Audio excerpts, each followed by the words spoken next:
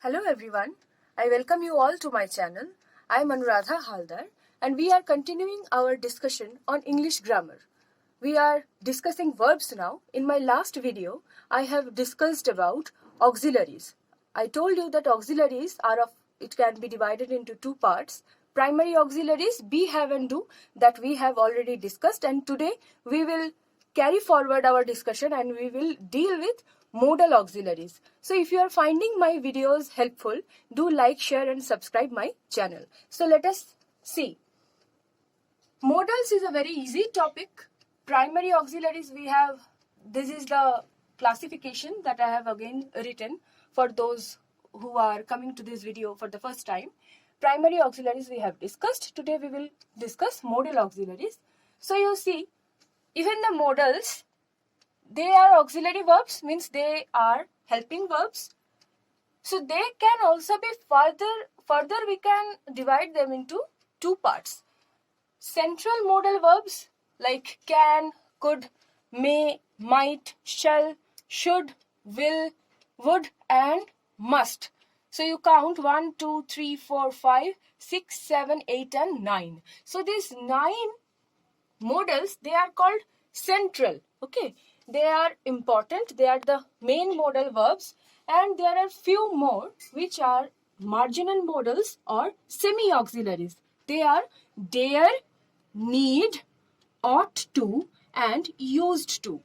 So how we will read it when you will open a grammar book, generally how it is dealt with, like can. Okay, so we read about each modal verb, like can is used in this purpose to show ability, could is used in this purpose. So after we read the whole chapter, like we become confused. Okay, so many cases for can, so many cases for could. What I will do, we will read it in a different way. Let's move on. Let's see.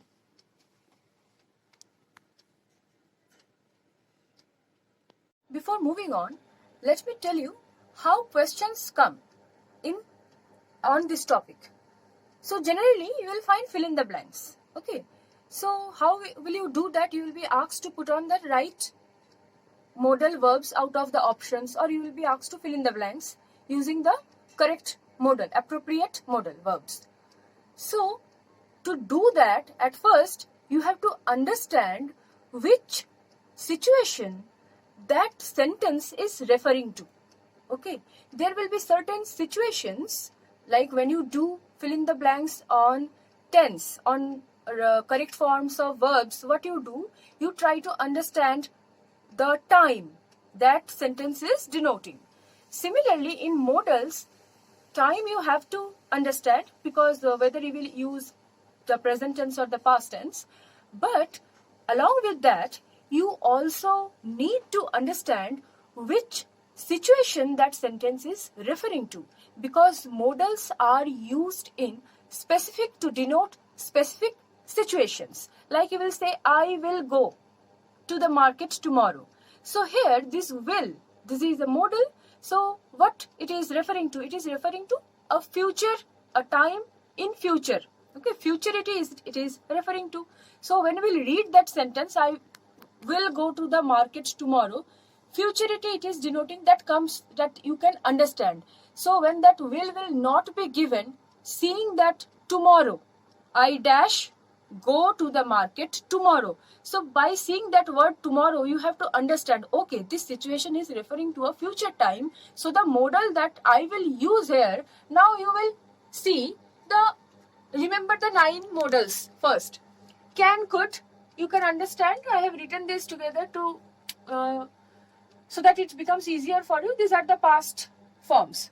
So these are the past forms. They are used as past forms also, and sometimes they mean something different also. Like should, always it is not used as the past form. It will also mean that it is your duty to do it. You should do it. Okay, so they are used as past forms also, and they are used as they have their own meanings also. So suppose I dash go to the market tomorrow. When you understand, okay, it is referring to a future situation, options become very clear. Either it will be will or it will be shall. So like this, to make this topic easier, what I have done, I have made a list of the situations. Okay. So instead of reading where we can use can in ability in like that in that pattern, we can use may in this situations. What I have done, I have listed down the situations itself. Then you put the correct modals according to the situation. Like ability. Okay. Whenever you need to mean ability, you will use that your capacity to do something. She can perform well. She can sing well. So her ability to sing. Then you will use can. Whenever you are using command, what you will do? Whenever using command, you can go now. Okay. So you will use can. For questions, can you come today? Okay. For questions also you can use can. Now for requests. Okay. For request, what you will do? See, request you can use these three models. Okay. Could also you can use, would also you can use, might also you can use. Now let us see the sentences. Could you give me your pen? This is a sentence where I am using could. When I will use would you help me? Okay. When I will use might I see you for a minute, please? So see, in these three situations only, we have of request, we can make a request using a could also, using a would also, using might also. Now, the common question that we'll ask, then how will we understand when to use could, would or might? Because you are saying that we can use in a situation where we want to make a request, we can use three models. So when we will use what? So for this, see, could, you will make a request, you have to understand the intensity. Like you are making a request and you are sure, okay, like he will help me. Okay, so here you will use could, where you are quite certain that yes, he can help me.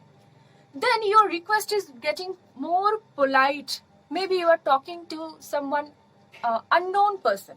Okay, you are making a polite request, more polite. So you will use would. And when you are not so sure that your request will be granted, when you are quite certain that no, my request may not be granted. Okay, according to that, how much you are sure of, how much your request will be granted, these three models are used. When you are quite certain, your friend will help you. Could you give me a pen? You are not quite certain. Would you help me? And might I see you for a minute? You are talking like that, like you are quite sure he may not grant your request. So according to the situation and the intensity that the sentence is denoting, you have to use the modals. Now you see possibility. Okay. So possibility, when you are using may, the news may be true. Or you can use could. Like he could be in the club. Here also see two verbs you are using, two modals you can use. But when you use may, if you say he will come, that becomes like you are not a possibility. That becomes something very sure. But when you say he may come, that's why will is I have not written here. But to understand the difference, what I want to make you understand is that he may come. Here you are guessing, yes, he can come and he may come and he may not. So you are in a bit of doubt. But when you are saying he could come, okay, so here that your surety, it is decreasing. Okay, if you say he will come, he must come. So see how the sentence changes. He may come, he could come. So these two only are denoting possibility. Here you are ordering, like you must come. Here you are determined, you are sure. And in this case, it is possibility, but that is in decreasing order. The possibility is decreasing. Okay. Next you say futurity. Whenever you want to mean something in future, will or shall, that is very, that you all know. Then duty or advice. You should do this. Every Indian should respect, okay, the national flag. So all these are, should is used to denote duty, or we give advice to someone, then we use should. Then determination. In case of determination, you shall go there. Okay, you will go there. You are determined to go there. You are sure that you will go there. Must, for determination. Okay, like I must go there tomorrow. I am determined to go there tomorrow. Obligation. You must be careful. Okay, you must be careful. Must can be used. Then you see certainty. Man must die one day. Or prohibition. Like certainty is something which you are quite certain that will happen. And prohibition is like you must not do this. Probability. Okay. I think he would be, maybe he would be in the club. Or probability in case of will, like I think it will be my brother who is knocking the door. So will is also used in futurity, also in probability also. Maybe, or I think it will be my brother, or he would be in the club. So you see, if you understand which situation a sentence is referring to, is it referring to a request? Okay, then I have three options. Now I have to understand the intensity. How much or to whom I am talking to. Is it denoting possibility or wish? Okay, so wish and suggestion I think I left out somehow. Wish, like I wish I could be there. Okay, or may God bless you. So these are wish or desire. Then suggestion. Okay, when you want to give suggestion, like you may go to Darjeeling by bus. You may go to Darjeeling. You may go. You are suggesting. You are not forcing someone. There you can use may.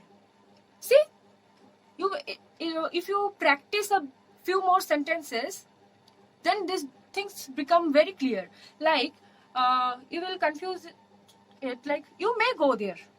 Can you say anyone? You will go there. See the sentence. Only I'm writing two sentences. Suppose you are saying something. You will go there. Okay. And you must not go there. You may go there. So, when you will read the sentence, this is a part of the sentence. When you see how the meaning is changing. Only this one is denoting suggestion. This one, it is actually you are prohibiting someone. You are ordering someone. No, you should not, you must not go there. It is like a prohibition. You are saying someone. And I will go there or you will go there tomorrow. Someone is determined, someone will do that. So you see, if you concentrate and you try to understand, you will find with the change in the use of the modals, the meaning, it changes drastically. So whenever exercise, you will do the exercise, and whenever question comes, you just try to understand which situation it is referring to, and you keep in your mind the 9 modals, and the rest, the semi-modals that I will discuss, they are also used in specific situations. But you remember this. Whenever a question comes, the option should be in your mind. Okay, these 9 modals, this should be in your mind, and I think you will find it very easy if you keep this in your mind, and if you slowly, you will find that the topic, it is not at all confusing. You can, with complete confidence, you can put the appropriate modals. Now see the 4 semi-auxiliaries. ought to. You ought to go there, like moral obligation. Okay, something which is right morally. This should be done if you are following some morality. Like you ought to go there, you ought to pay your debts. Strong possibility. The boy ought to stand first in the exam. There is a strong possibility that the boy will come first in the examination. Then past obligation. You ought to have helped her. You ought to have in some time in the past. You ought to have helped her. आपको तब उनकी सहायता करनी चाहिए थी. Like that. Past obligation. Used to. This is only one case it is used in past habit. He used to come here daily. Need. Third one. Okay. Third one is need. Like necessity. He need not come. There is no necessity of him to come here. So he did not come. And dare. I dared not climb up in cases of venture or challenge. Like how dare you speak like this? So in cases of venture or challenge, dare is used, need in necessity, used to in past habit, and ought to show moral obligation, strong possibility, or past obligation. Okay. So we have discussed the modal verbs. Now, auxiliaries can be divided into primary auxiliaries and modal auxiliaries. So, generally, you may have a question, what is the difference between the two? So, now let us see how modal auxiliaries are different from the primary auxiliaries. Modal verbs cannot be used as main verbs. Okay, like you say, I am a student. In this sentence, this primary auxiliary am, okay, it is functioning as the main verb. But no modal verb can be used as a main verb. Understood? Like primary auxiliaries, they can be used as main verbs, but modal verbs cannot be used as main verbs. Now see, no third person singular forms like is, has, or done. What is third person singular? Like he. It is singular and it is third person. Now I is first person, you is second person, and he, she, it, or any object, any name, that is third person. So with he, we will use either he is a boy, or he is a good student, or he has. Okay. So,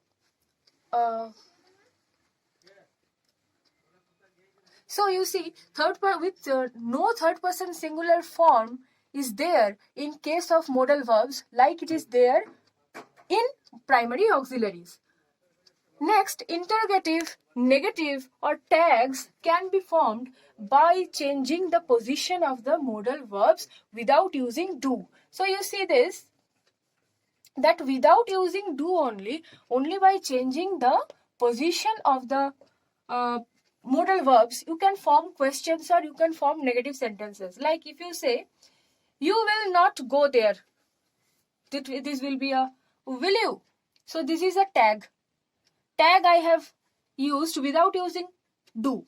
But in case of like in primary auxiliaries, we need to use do to form negatives. Okay. Here it is not needed. Like you will not go there. This part, if you only see, this can be seen as a negative sentence. If you take the full sentence, it will be a tag. And question, will you not go there? Okay. Will you go there? So this will be the question also. If you bring this in the beginning, then this will be a question. Will you, let me write it. Will you go there? So see the position of this modal. Will you go there? Or you will not go there. Will you? So we can form three things. Interrogatives also, negatives also, tags also. Without using do, just by changing the position of the modal verbs. Now you see, no infinitive or participle form. So see that like we have done, have is the infinitive form or base form. With third person singular it is has. With past participle form is had. And present participle form is having. So modals, they don't have this infinitive or participle form. They don't have. Okay. Now, no change in modals according to person and number. Only exception is shall, will. Okay, this is the exception. Other than that, like if you change the person and number, he may go there or I may go there. Okay, every time this may will remain the same. But in case of auxiliaries, changes take place according to person or number. But in case of modals, this does not happen. Okay, so see the differences. It cannot be used as main verbs. It is having no third person singular forms. Negative, interrogative and tags can be formed without using do, only by changing the position of the modal verbs. No infinitive or participle form, and no change in modals according to person and number. So if you think how the continuous tense or perfect tense will be made, there we, so continuous tense, you will use the modal. See, like you will use the modal, then be plus verb form of the ing, like the sentence. How you will form the continuous or perfect tense in modals, like it may be, modal I have used be plus verb plus ing. Or how you will form the perfect tenses? Perfect tense will form by using the modal, then have or past participle, like you might have, then past participle of the verb, you might have told that, anything you might have written that, anything. So see the example, you see modal plus be plus ing, or after that we are using have, then the past participle form of the verb. So this is all about the modals. In the next video we will discuss about the finite and non-finite verb phrases. So I think you are finding these videos very helpful. Do like, share and subscribe my channel, and thank you all for watching.